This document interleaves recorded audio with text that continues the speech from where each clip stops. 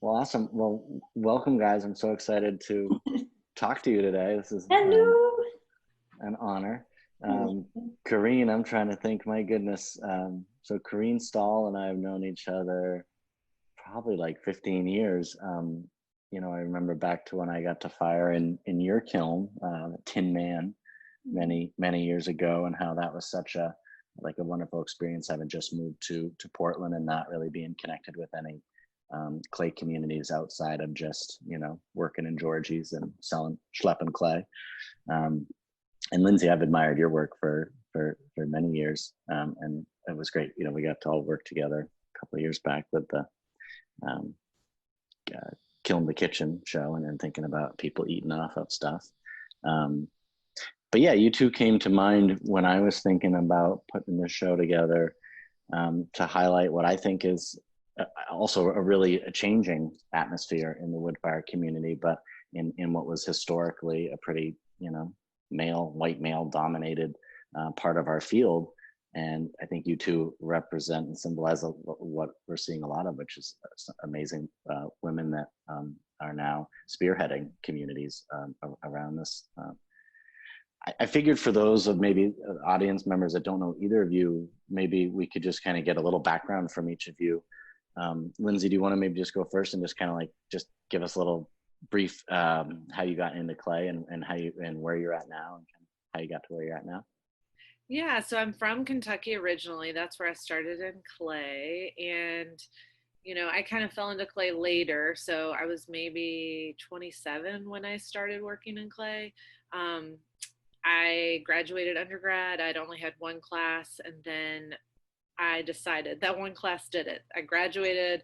I found a community, moving back to my hometown, essentially. I had heard that the university rented spaces to community members. So I went to University of Louisville, and Todd Burns was the teacher at the time. And I asked him, I was like, hey, can I rent a space here as a community member? Which we just started talking, and he was like, it sounds like you need a little more foundation. I think I had one class on the wheel at that point.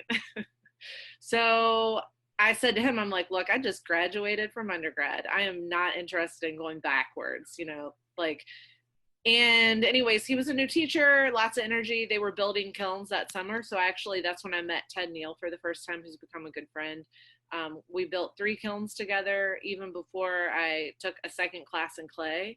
And then I just ended up going to U of L and working for 2 years before Utah State. So it kind of is like one of those weird things where it was later in life, but I was pretty bound and determined when I started. Mm-hmm. And at U of L, not U of L, but Utah State is where I met Careen. So we actually overlapped there, which was pretty cool. That's rad. And how about you, Careen? Yeah. Well, and then you were teaching a bunch, right? Yeah, after Utah, then I went to move to Tennessee and was a resident there at Aramont School of Arts and Crafts. And then I was in Australia as a second residency, and then Western Kentucky University. I taught there for 7 years. And now I'm in Virginia. So this is where I've been for the last 5. Right. And you built a kiln there in your backyard. I did, yeah. So now I have a kiln here. Yeah. So then I would say you're feeling pretty anchored there because a kiln can kind of do that too. Yeah, I'm a big believer in live the day. So I would say that I'm feeling anchored in the moment. But for the future, you just don't know. We might move. Who knows? Trains can move. You just put them on rails. Yeah, brick by brick. That's how you build. That's right. Well, you guys are always welcome out here in Portland. I'm sure Careen and I, we'd love to have you. Oh, yeah. Yeah. So Careen, could you rewind and go back to kind of your entry into clay? Yeah, I learned when I was a kiddo, and I didn't stop. And then I went to college in southern Minnesota and built a kiln there with a friend of mine on the college campus. But neither of us knew how to fire it. So our teacher threw us a card to one of Warren McKenzie's studio sales. And he's like, go talk to these people. So I bring this little stick drawing of a kiln to Warren, And he gives me this funny look. And then he says, go in the kitchen and ask for this lady called Linda. So that's how Linda Christensen became my mentor. She kind of took me under her wing. She was like, what is what? She was awesome to me from the beginning. She set me up with the beginning of an assistantship in Machiko, but I never made it there because I got arrested and I had to deal with the law. And so I ended up back in Minnesota near her in the St. Croix Valley, living in this beat down farmhouse without insulation or running water for several years, working as a carpenter. There was a catenary kiln on site, which is why that house was a good choice. So I had a studio, I made pots, I did art fairs, I worked as a carpenter. I hooked up with my carpenter boss, who is now my husband of sorts, many years later. And just like learned a lot about my studio ethics, my environmental ethics from those carpentry guys and farmers in the area, original CSA farm in that area. Just started really honing in on why I care about materials and process and all of the rest of the story behind the object, and community, and food security and things like that.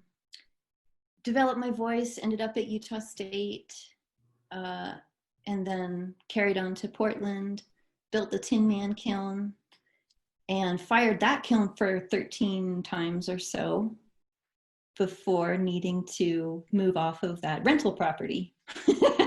So now I'm doing Cone 6 mostly. Until COVID, I was selling Cone 6 pots to high-end restaurants, small restaurants, and doing bespoke custom type work for those people, which was wonderful. I really loved that kind of community connection as well, and the food vitality here. But now Joel and I got back together and we're developing a permaculture, I call it a food forest, and a studio, and trying to keep in tune with those environmental ethics and responsible use of resources, stewarding some beautiful land, and trying to also introduce an educational component so that I can have an assistant again, or like a school bus full of kids coming out and learning about the beauty of nature and natural systems. And yeah, so that's the big project of the moment too. That was awesome. That's a lot. Yeah. I think it's interesting that we've all worked like with culinary stuff. I feel like there's such an overlap there. I mean, from community, right? You know, community around food and community around Woodfire. So it's definitely there. Well, so when maybe I could kind of get your guys' perspective, you know, when I first approached you guys saying, hey, what do you think about doing this show? And you know, kind of really doing the heavy lifting. I mean, doing the research for me, and finding all these amazing artists. Could you guys maybe give me a little insight into, I guess, your perspective on that, so your process, or how you guys worked together on this and where you came to? Well, I mean, really, I've found great guidance and leads from Tara Wilson's list on her site. I just really appreciated her putting together such a long list of, I think it was mostly Instagram users, but also a few not. And so Lindsay started at A and I started at Z, and we tried to meet in the middle, but she was so much faster than I was. You were so much faster. It was hilarious. We had this joke about it's not Tinder, it's timber, and like flipping through images. Yeah. I was saying treat it like Tinder, you know, you just like couple looks and then swipe left or swipe right, go to the next. Yeah. More of a quicker gut impression. But yeah, just a lot of internet looking, and then also drawing from your knowledge of people around the country, some of whom I know, some of whom I don't. you know, I've known of several of the artists that are in the show for quite a while. But I'm more regionally focused at this time. So just pulling from those bits of personal knowledge as well. Yeah. Just looking over it several times and getting a good feeling for the quality that was there. It was enormous, exciting. Yeah, I think that just to kind of echo what Careen was saying, first of all, it was really great, you know, when you asked us to do this. I was excited to work with Careen. We don't live close to each other, but it's nice just to always be able to touch base and to work on projects together. Yeah. And I also appreciated that Careen knew that region, because originally with this not necessarily being part of the Woodfire conference that was being held there, but kind of being a component of it in a sense. So in the beginning, we were kind of thinking about how we could tie in regional artists in this exhibition. In the end, with that canceling, it did kind of help us reform and reformat what we were looking at with the artists. But yeah, we quickly, a list grew that was 60 plus women that we would have invited if your gallery had limitless space. Yeah. It just in the US. I mean, we're definitely looking in the US. And so it was really kind of pretty cool, off the Tara Wilson list and off of our own knowledge of, you know, national wood firing and the region. Yeah, and then just also kind of linking to other things, just like you would if you were researching anything, right? Just kind of making sure you're not leaving someone, you know, undiscovered that you would forget or, you know, be upset if they weren't in the original list for various reasons. And so the hard part was actually getting it down to the 25 names that, you know, it was a big chunk of people that we were cutting out. I think what saved us in terms of like being able to do it rather quickly is the idea that this is the first rendition, that there is a possibility of a book or a possibility of a second happening, that we could still be as inclusive as we maybe want to be. Yeah, so we're definitely going to put out a call again so please, if you know someone who belongs in this party, please speak up. I always say we don't know what we don't know, you know. Yeah.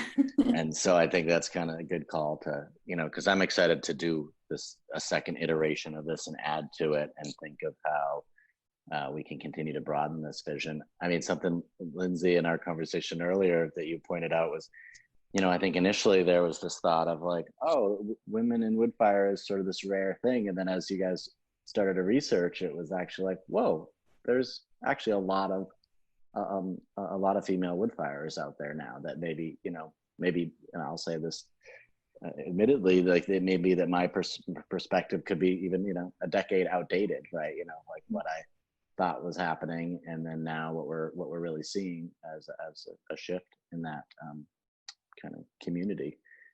Like Careen, you mentioned, how long have you known Steve Sauer? You had mentioned him earlier too, about just being somebody who's really inclusive with firing, and has that been going on a long time? I met him at the NCKA in Seattle. Potts Gallery organized a kind of an arts fair for woodfire. It was an indoor. I remember that. Yeah. And Steve had this display with these monolithic, I mean, he had a whole arch over his booth on the stage, and I was like, who is this energetic little guy who is so awesome? So I introduced myself. Apparently I had introduced myself in some other mode, but it was great to meet him in person, and we just kind of hit it off from there. And then, later on, so apparently he typically has a crew that's mostly women, maybe by design, maybe by just preference or something, but and then and then 2 years ago, I think, maybe 3, I'm losing track of time, he deliberately made a all-women's crew that Mandy Stigant and I participated in. So his kilns are located west of Seattle, west of the Sound. Okay. And that was marvelous.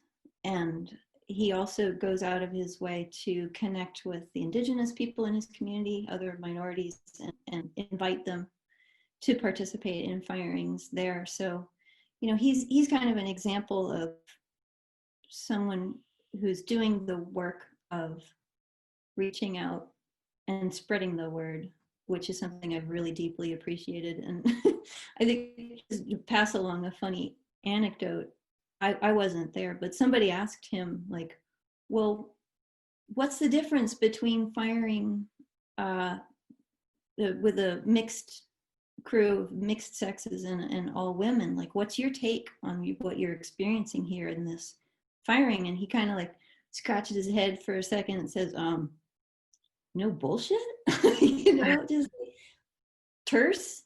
And that was it. But it kind of interesting to contemplate an elder man reflecting in that way. Mm-hmm. Cool. Yeah. Well, so thinking, I guess, to the future, so I think it sounds like we'll definitely do a call, probably through like Ceramics Monthly and or Pottery Making Illustrated. I'll continue to try, you know, on Instagram, kind of calling out at different points throughout the show for people to send us, you know, more, or refer more people to us, you know, any way that we can continue to build that. I think that'll be really good, so that make our job even harder of how to select work. And that's always you guys hit it on the head. I mean, when you have to narrow something down to a finite number, in all the shows I've curated over the years, there's never a lack of abundance of high caliber work. It's a great problem to have, but it's still a problem. Yeah, well, and I have a question for you too, Brett, if you don't mind. Yeah, absolutely. Since essentially Careen and I curated the names, and then from those names you selected the work, what was your thought in that? Like, it was more just because I'm used to like, I have the familiarity of the gallery. So when I was teasing you about kind of doing the heavy lifting, was putting everybody on my radar for me. So you guys just sort of served up this, you know, this platter of talent. And then, you know, things I try and think of from the gallery, I mean, they range, right? So for me, my perspective of curating a well-rounded show, I mean, it's multi-layered, but, you know, the first probably being visual. So variety of objects, trying to get some variety of scale in there, I think. And then I was hoping to draw from, which I think we were able to do. I think you guys organically did this with the work you selected, was variety of some clay type surface differences, and sort of highlighting some of that, which I thought was pretty cool, because years ago, that was what really, Careen, you might remember the year, I wouldn't expect you to. Let me think. This would be like probably 2014 when we did the Stoked exhibition. One of the coolest things about doing that Woodfire show was we were trying to highlight all the different wood kilns. And, you know, I was still, I mean, I always am still learning, but I would say much more naive to how varied wood-fired surfaces can be based on the type of kiln. I mean, I knew about like type of clay, I guess, but like that from one kiln to another, the personality of the kiln, and then the way where they put them in the kilns, and like how varied that was. And seeing, I think, because we highlighted maybe like 13 kilns in the Pacific Northwest, and that show was like way too ambitious. I think we had like over 100 artists in the space. I mean, it was like, wow, you might as well have been crawling through a wood kiln to see the exhibition. I think it was still beautiful. And I think actually Woodfire work can really show well, tightly clustered. I'll have to send you some pictures of that installation, Lindsay.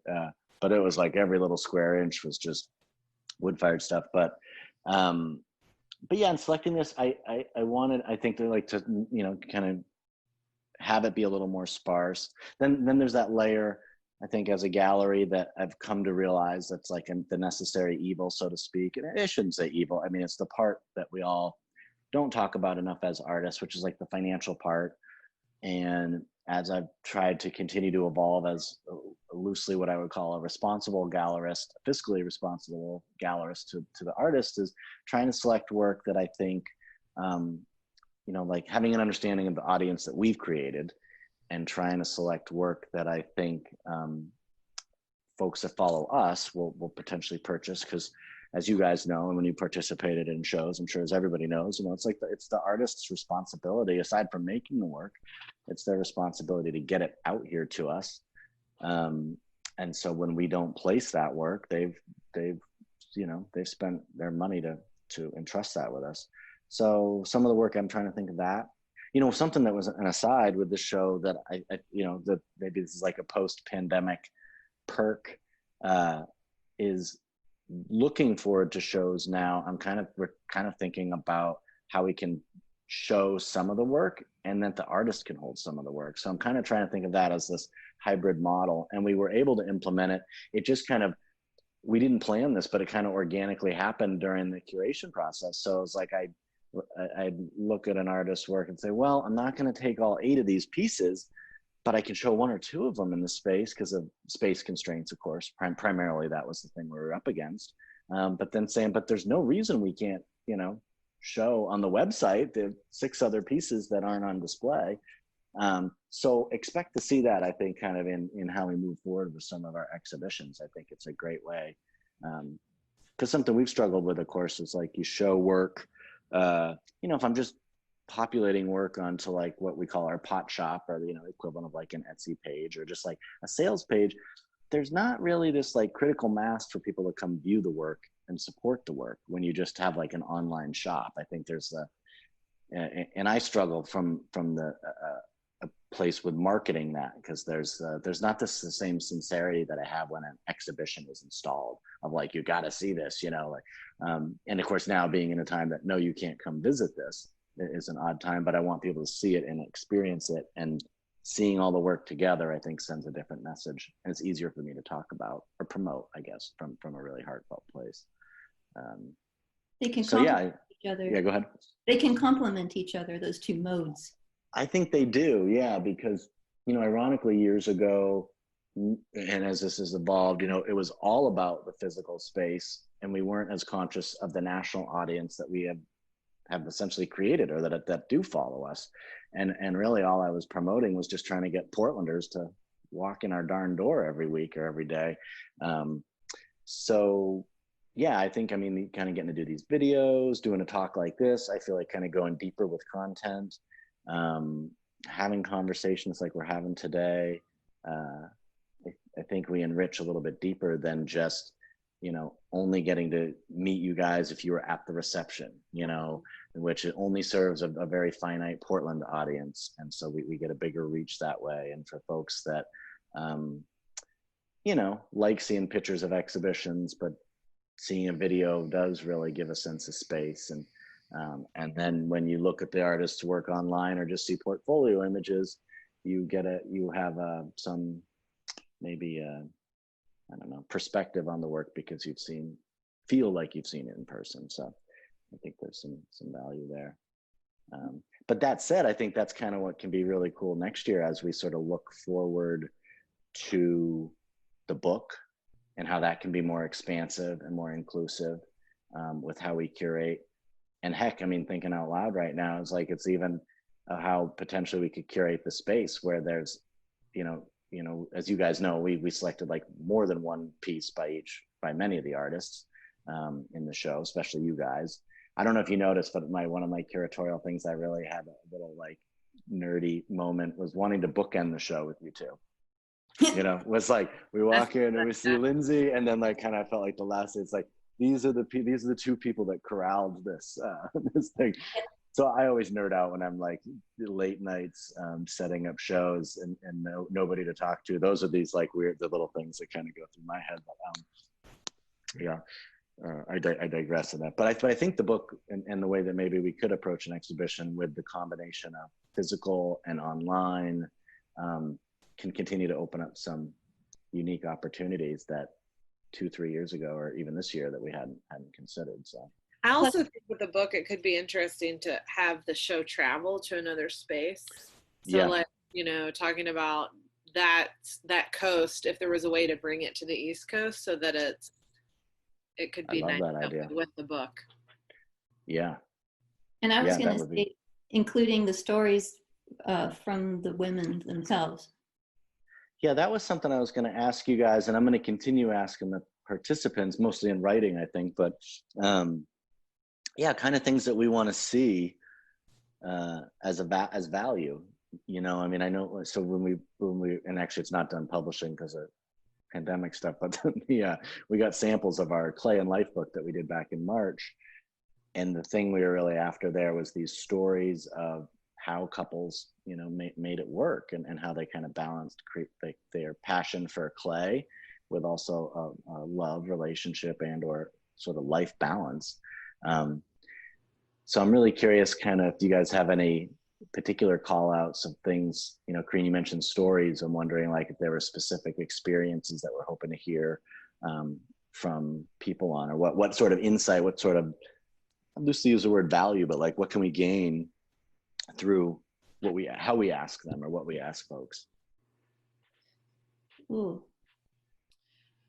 So I don't know. It's food for thought. I mean, we don't have to answer it all right now, of course. I like that question, though. I mean, that idea essentially of how to get like a personal story that's related to that experience of firing. Like, what is that personal story? Because it's so different. Have you all watched the documentary on Chorus Line?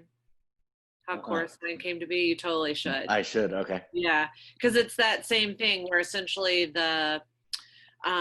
you know, these people sat around and talked for 12 hours, and they took those conversations and they workshopped the Broadway production out of it. But so what inevitably happened was that production is really personal to those 12 individuals' lives. And so it's telling a story that is representative of essentially dancers, like a dancer's life and who these dancers are, in a more generalized way within these very intimate stories. So that's what I'm thinking of right now, that idea of like, what is that intimate story, or what is that something that someone reading the book can relate to because of what it, you know, causes within themselves, right? Yeah. Yeah, because somebody a while back asked about, like, what's the difference between like publishing like a book and an exhibition catalog, you know, because an exhibition catalog would have, like, you know, pictures of your work and probably like an artist statement and or like your CV. And that's what I was trying to, like, I was grappling with even over a year ago, thinking about these sort of things. It's like, no, I want it to be a book, you know, like, and so I think, yeah, I think you're onto something there, Lindsay, of it being more of an intimate thing rather than like, I'm so-and-so and I grew up in such and such place and I fire using blah, blah, blah, which is all great stuff. And I think we need to have that stuff, but then how we sort of augment that with a deeper sense, a deeper value there, deeper meaning. When we sent out that email with the invites, part of that paragraph came up in that invite, and I remember thinking, ask the women what questions they want to be asked. Yep. You know, I've been compiling a little bit of some of them responded right away with some feedback, so I had that started to compile. Maybe it was only maybe like 4 or 5. It wasn't that many, because I think we kind of prefaced it as like more will come kind of thing, instead of really like a true call to action for everybody. But I think that'll be a good follow up. I'm happy to help with that, or help spearhead that, and just kind of what's the right word, sort of funnel it in one location to how do I want to say this, to best utilize your guys' time. Because you guys have, you know, done all this out of you know, the goodness of your hearts and your, you know, your focus on the field and wanting to. I've learned a lot by doing it, and I really appreciate being entrusted with that. Well, thank you. It's been wonderful.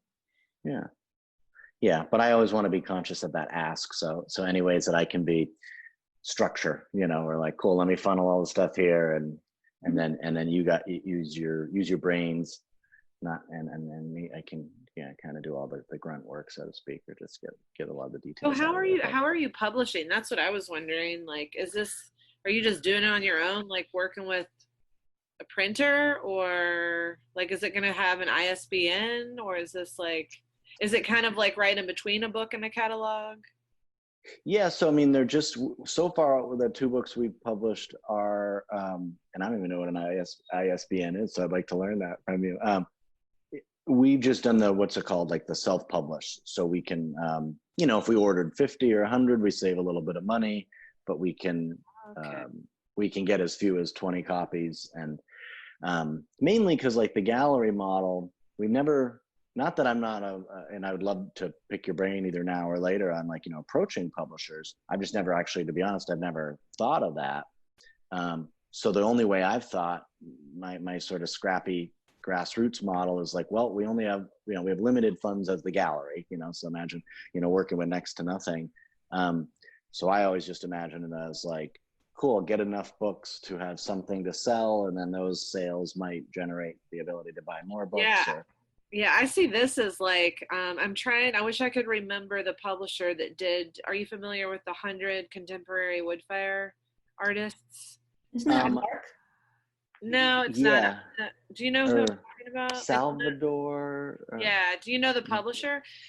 I have it over on my book wall. I'm actually in that book from Ukraine, from Fire in the Tin Man. Oh, that one. Oh, yeah. I feel like that publisher I could definitely, I don't know how they did on that book, but because of that book, I would imagine that publisher would be open to something like this. The only reason, I mean, self-publish is okay, but there's, you know, in terms of like getting into libraries or getting into these larger like university libraries or even like an international market, like working with a publisher could broaden the scope of where the book could go. Okay. Well, we should keep researching that. Yeah, because in the past, when I've published books, like we have a short list, and usually the artists add to it of where, like what museums we send publications to. So part of our budget is like allocating anywhere from 10 to 30 books. And then you're doing all the layout then. Oh, yeah. Wow. Because this way, too, the publisher essentially does all that. I love this idea. Yeah, no, please. Yeah, the publisher. Yeah, that we give them, we do what we're good at, really, actually, is like get content, right? You know, that's our research. And then right? then it's like a well done book. Not to say your books aren't well done. I haven't seen them, and I'm sure they're done awesomely, but no, but we're learning, right? I mean, we're not professional publishers or bookmakers, so you know they reflect that. I mean, Sarah's done a great job with the Clay and Life, but it's through learning how to do it. Yeah. I like that idea. We should research that. I'll add that to our list. I'm gonna just throw one more out there, but like, you know, what's the 10 speed press? Like anthropology, all the coffee table books. It's like all those like really photo heavy books. I don't mind. I mean, I could bring it up with the editor I worked with because their goal, like Tom, who was my editor, their goal is to do one ceramic publication a year. So I could also bring it up with them. I mean, I thought they did a really great job on the layout and that sort of thing. I did too. Yeah, I thought your book was not to take it. I'm not trying to take it from you or, you know. No, it's all, I think however we get it there. I mean, you know, where I think, I don't know what the right word is. I think where my role in it, I just want to elevate it, right? Like the whole point when the concept came forward was, how do I elevate this? It was from the beginning feeling like I lacked the tools to give this project the proper voice. And that was why I reached out to you two, you know, so how things evolve to continue to elevate it, however that I think evolves naturally is like, I'm really open to those sort of things. What's your thought, Careen, on that? Well, that one quick made me think about, how much does the publisher promote the book? Like, speaking of elevating and getting the word out and getting it into, like, does the publisher provide a legitimacy that the libraries need, for example? Is that kind of what you're referring to? Yeah, that seems important. But how much has your publisher helped you get your book out? Well, I mean, in the sense of they have their own like markets or their own kind of like things where you're more likely to get it published in, like, I know it's available in Australia, like there's a European market, that sort of thing, that I would never have been able to do on my own. Sure. Yeah, because those are markets that didn't know who you were, right? Yeah, I know, In like a way, Walmart, you could buy it through Walmart and Target and Barnes and Nobles, like these companies that I don't have a clue how they're there, you know? Yeah, so in that sense, I mean, I really think we should research it because, you know, when I think of one of our missions as a gallery, it's really, you know, even though we're contemporary ceramics focused, you know, heart and soul, my mission is like, how do we get this beyond just our ceramics community, right? I feel consistently, I use the word incestuous. It's like we incestuously support each other as ceramic artists, and how do we continue to sort of grow that conversation? And I feel like it's in vogue right now too. Like that's the other bit. It's like, so, you know, yeah. Well, you remember when at some point we were talking about this matchmaker idea between chefs and potters that I had. I think it was around the time of NCECA in Portland. I was trying to launch some website where chefs and potters could meet up and create suppers where they are, not in Portland necessarily. And, you know, that sort of connection can be pretty fun. Of course, I've been paying a lot of attention to that professionally, but I still feel like there's some really fun potential that could be in various places around the country that can be self-directed, because I do see a lot of chefs interested in handmade work. And a lot of handmade work is not appropriate for an industrial setting, but if there were, you know, some good photography, it's a really neat way to put it in the context of the meal and the conviviality of gatherings that, and is also in front of a completely different audience, especially if you get some big name chefs in there. Yeah.